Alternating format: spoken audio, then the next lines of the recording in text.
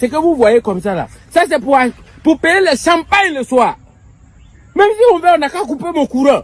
Si vous voulez aller enlever mon compteur d'eau, je m'en fous. Hernandez, notre hérisson, veut créer un monstre, veut créer une équipe monstrueuse. Si les rumeurs que je vais vous présenter là s'avèrent être vraies, si les informations s'avèrent être vraies, et surtout si on arrive à aller au bout de choses, alors franchement, je peux vous dire que je serai à fond derrière Xavi. C'est parmi les nouvelles qui me hype le plus, c'est parmi les nouvelles qui me secouent le plus, les nouvelles mercato, hein.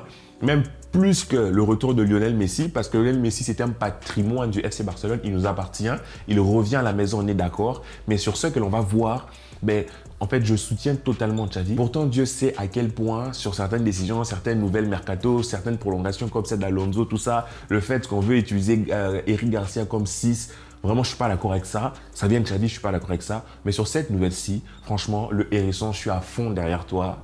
Donc, vas-y, la porte à pète, les leviers économiques, fais ce que tu veux.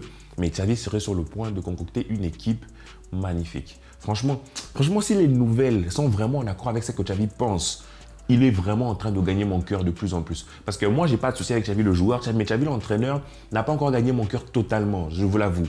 Mais si ce qui se dit est vrai, et si on arrive à aller au bout des choses, ça fera 2 mercatos de suite où on arrivera à construire une vraie équipe. Bon, j'arrête de vous teaser, on va en parler tout de suite après Légendaire. S'abonnez-vous, profitez-en pour vous abonner, likez, partagez. Dites-moi ce que vous en pensez dans les commentaires, c'est toujours un plaisir de vous recevoir. Et je vous en supplie, si vous voulez soutenir la communauté, c'est pas de l'argent qu'il faut, c'est pas de la publicité qu'il faut, tout ce qu'on demande c'est un soutien par un abonnement, par un like. Ça fait toujours plaisir, vous savez, quand on prend du temps pour essayer de vous tenir au courant, c'est parce qu'on aime partager avec vous les passions du football, les passions du FC Barcelone. Et quand vous allez sur un créateur de contenu, que ce soit moi ou n'importe qui sur n'importe quel réseau social, pensez à lui laisser un like parce que franchement, le travail qu'il y a derrière est énorme. Donc, s'abonnez-vous. S'abonnez-vous. Alors, Xavi Hernandez voudrait, je dis bien voudrait, c'est au conditionnel, recruter Gundogan et Bernardo Silva. Vous l'avez peut-être vu avec mon affiche, Bernardo Silva et Gundogan. Déjà, avant de parler de possibilités financières, de est-ce qu'on pourra, moi j'aime toujours me demander avant de est-ce qu'on pourra, c'est le pourquoi. Tu vois, par exemple, aujourd'hui, on me dit, ouais, le Barça veut recruter Mbappé. Ma question n'est pas est-ce que le Barça pourra, mais d'abord, pourquoi veut-on le recruter? Alors, Xavi voudrait une équipe compétitive au milieu de terrain. C'est une dinguerie. Ça voudrait dire qu'en milieu de terrain, Xavi voudrait potentiellement Gundogan, Bernardo Silva, avec tout ça. Il va ajouter Pedri, De Jong, Lionel Messi, il va ajouter Gavi, il va ajouter Kessié. C'est ceux qui sont là, on ne sait pas ceux qui vont partir. Parlons de ceux qui sont là. On aura en plus Busquets. On aura 7 mecs. Et en termes de créativité, tu as Pedri qui te fait des étincelles, Gundogan de la magie, Bernardo Silva, un autre tour de magie, Lionel Messi qui trône au-dessus de tout. Pedri, De Jong, mais si on a ce milieu de terrain, c'est... Tu vois, limite, c'est tellement beau que j'ai pas envie d'y croire. C'est pas parce que le Barça ne veut pas de Bernardo Silva. On sait que le Barça courtise Bernardo Silva depuis l'année passée. Même le joueur veut aller à Barcelone. Mais j'ai l'impression qu'en tant que fan du Barça, on n'a pas le droit au bonheur. Tu vois? Mais selon dans le monde, comme je vous ai dit, où on se dirait, on a besoin de Bernardo Silva. Pourquoi? Avant de parler du comment. Alors dans le pourquoi, Gundogan viendrait libre et Bernardo Silva veut se rapprocher du Portugal. Et il avait déjà fait les yeux doux à Barcelone et il voudrait se déplacer à Barcelone. Donc ce serait top pour lui. Et il prendrait un petit salaire. Ça va nous coûter cher, mais on va parler de ça plus tard. Mais ça voudrait dire qu'au milieu de terrain, tu as deux titulaires à chaque poste, 2 titulaires en puissance à chaque poste. On est limite en train de créer un peu la force de City. Mais on ne va pas se comparer à City. Je ne me compare pas à City, vraiment, toute proportion gardée. Mais rien qu'au milieu de terrain, ça va. Et aujourd'hui, moi qui fais cette vidéo aujourd'hui, on a vu le match contre Barça Atlético Madrid. À la première période, on a manqué cruellement de créativité. Et les matchs d'avant, les 2 précédents matchs, on a aussi manqué de créativité. Donc quand tu sais qu'au milieu de terrain, tu peux avoir des artistes à la création, mais... Ce que vous voyez comme ça là, ça c'est pour payer le champagne le soir. Même si on veut, on n'a qu'à couper mon courant. Si vous voulez aller enlever mon compteur d'eau, je m'en fous.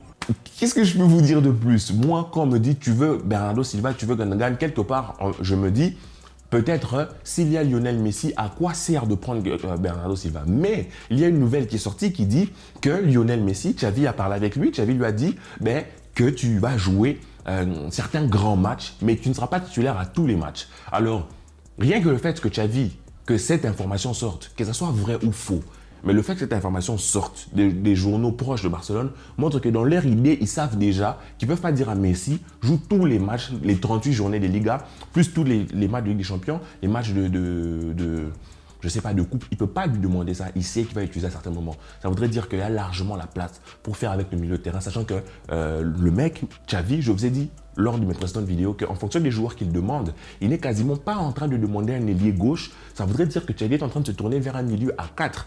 Et quand tu sais que Bernardo Silva était à l'attaquant limite, c'est vrai que quelquefois il peut être très neutre offensivement, mais quand tu sais qu'il peut faire offensivement, les mecs, est-ce que vous vous rendez compte? On pourrait avoir un milieu de terrain magnifique. Vraiment, je vais vous donner un 11. Vraiment, qui était un 11 super offensif. Je sais qu'on le verra peut-être jamais, mais c'est pour vous dire juste à quel point Bernardo Silva, ça serait juste dingue dans notre jeu, dans notre système à 4. À l'arrière, on aurait comme latéral droit, on va dire Jules Koundé, Araujo, Christensen, qui va être notre paire défensive à 3 vraiment. Nos triplés à 3. Et on aura Baldé qui va être super haut. Donc, Baldé, on va le considérer super haut, mais mettons-le vraiment sur une défense à 4 pour vous puissiez voir. Et ensuite de ça, tu vas ajouter au milieu de terrain Frenkie de Jong. À côté de lui, tu vas mettre qui? Gundogan. Ils vont comme ça tourner tout autour parce que Gundogan joue très très bas aussi en magnifique. Et devant, tu as Pedri et Bernardo Silva. Avec en plus Lionel Messi, Lewandowski à l'attaque. C'est n'importe quoi.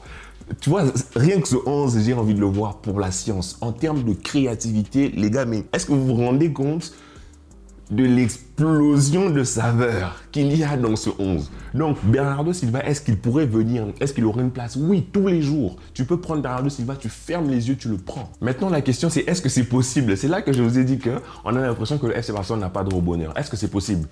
On va dire que allez suivre la dernière vidéo ou l'avant-dernière vidéo où Actualité Barça l'expliquait. Moi, je vous recommande toujours vers les membres de notre communauté parce que je suis un gars cool, tu vois. Là, si je vous donne une autre raison de vous abonner, je suis un gars play, je suis gentil, je suis bien, je fais de la pub pour les autres gratuitement. Donc, vas-y, gros pouce bleu, abonne-toi. Hein? On est gentil.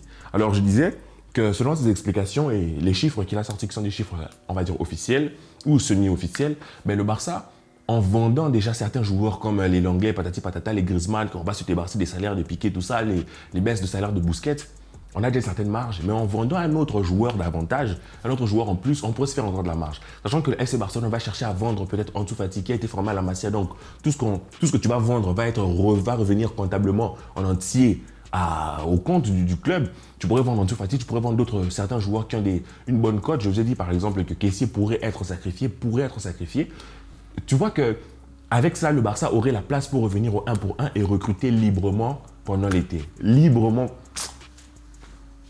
Vous voyez, je vous ai dit, je le dis souvent à ceux qui me suivent sur Twitter, moi, je ne peux pas être en panique concernant le mercato du FC Barcelone quand je sais qu'il y a Matteo Alemany qui est là. Peut-être que Xavi va faire le fou, aller nous chercher quelques Espagnols de merde, comme il a fait avec Alonso, je ne sais pas qui. Mais Matteo Alemany, je suis sûr que s'il a l'opportunité financière de choper Bernardo Silva et Gundogan, s'il a même l'opportunité financière de choper Thanos, il va choper Thanos. Il va choper Thanos. Et moi, je suis serein, je suis calme avec. Donc, financièrement, oui, c'est faisable, c'est jouable. Sachant que le FC Barcelone ne va pas investir gros sur d'autres mecs qui sont en train de se concentrer sur des venus libres, à savoir Lionel Messi, Gundogan et Inigo Martinez qui sont déjà quasi assurés. Et on est en train d'évoluer pour voir Pablo Roque, Vitor Roque. On a déjà 4 mecs qui sont potentiellement assurés de venir et ils sont en train de garder un œil sur Aubameyang, patati patata. Il y a une nouvelle Firmino mais qui est rapidement morte. Donc c'est juste pour vous dire qu'on revient un peu à ça. Alors le FC Barcelone pourrait chercher à investir gros. Va-t-il investir gros en un latéral droit? Il y a des infos qui disent que oui, on veut un latéral droit. D'autres qui disent que non, on n'en veut pas. Mais dans tous les cas, le FC Barcelone pourrait investir gros, soit dans un latéral droit, soit dans un ailier gauche. Or, au niveau des ailiers gauche, il n'y a plus personne que tu peux prendre, à part quelques jeunes en Angleterre comme Mitoma et tout ça. Le retour de Abdé qui va te coûter que dalle, Carrasco, c'est rien. Donc tu vois qu'il n'y a pas un gros joueur sur lequel tu vas y dépenser 80 millions. Tu vois ce que je veux dire?